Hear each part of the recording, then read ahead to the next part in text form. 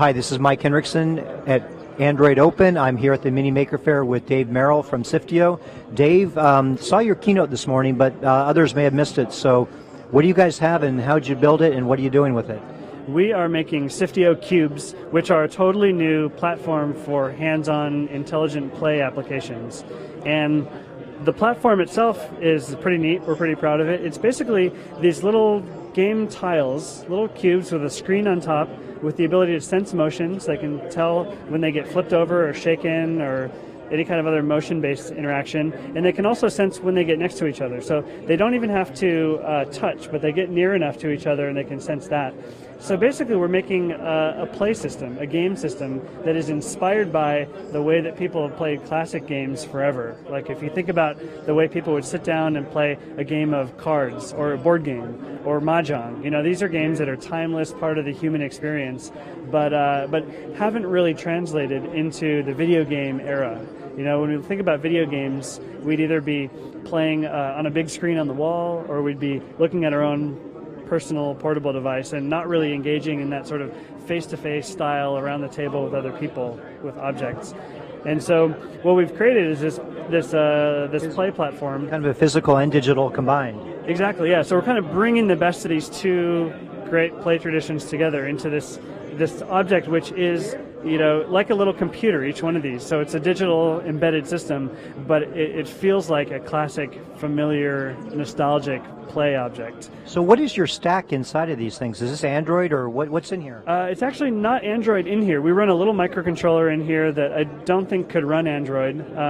But what it is it's a little 32-bit ARM microcontroller that runs a little bare real-time operating system. And then what it does is it has a radio, a 2.4 gigahertz radio that allows it to communicate back to your computer where the apps actually run. And so on the computer, there's software that has both the runner, so you can have your library of games and hit play. As soon as you hit play, the games start going on these cubes. And then we've got like a store where you can go and browse and find new things to download for your system.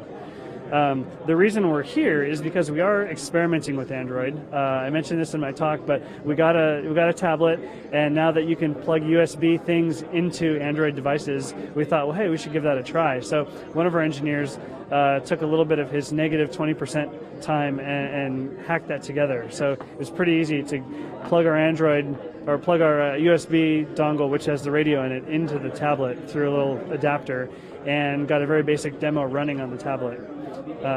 So more developers here could actually help build more games and more products and applications around what you have? Yeah, and actually right now they can already do that. So we've got an SDK that at the moment runs on Mac and Windows, and people can write games that will control the cubes wirelessly. And so we just got that out like a couple weeks ago, and so it's very early days for SDK, but we're looking forward to people creating games that are inspired by the new capabilities of this platform and the way that it just feels so human to reach out and grab something with your hands and move it around. You know, I'm a fan of touch and gesture and these other interfaces that are making huge impacts out there in the world, but I think there's something so uniquely human about a real object, you know, a real thing that you can hold and move. So where do you plan on taking this in the future? Education or all sorts of different things? All sorts of things. I mean, we do have a lot of interest from teachers. We do have a lot of interest from schools and also from parents. So that's something that we will do more of. But basically, it's a platform. So that's the great thing about it, is that we can do all kinds of stuff for it. You know, we're making. And they're durable, and they survive drop tests. So that's one of the things we do at the factory, is make sure that they don't fly apart into pieces. Okay. But yeah, basically, we've got we're keeping our applications pretty tightly focused around this intelligent play theme, which is the kind of game that you can feel good about. It's like nobody feels like they rotted their brain playing a game of chess, right? Like it feels like something that stimulates and stretches your mind. So our games, we're trying to make them feel like that. But with this SDK out there, I mean, I've heard from people that want to make ambient devices or map explorer devices or very specific learning tools for very specific needs. So it's going to be fun and interesting to see what people make.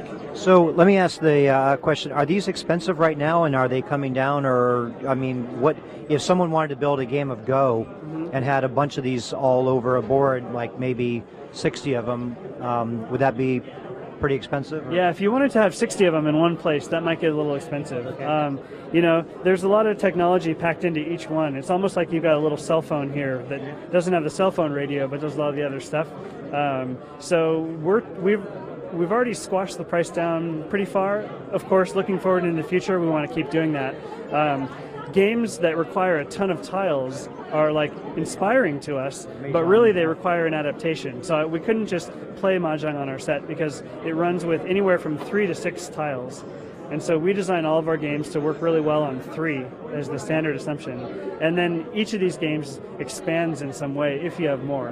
But you get the full experience. It's not compromised with 3 tiles. That's what we assume, and so our developers designed for that.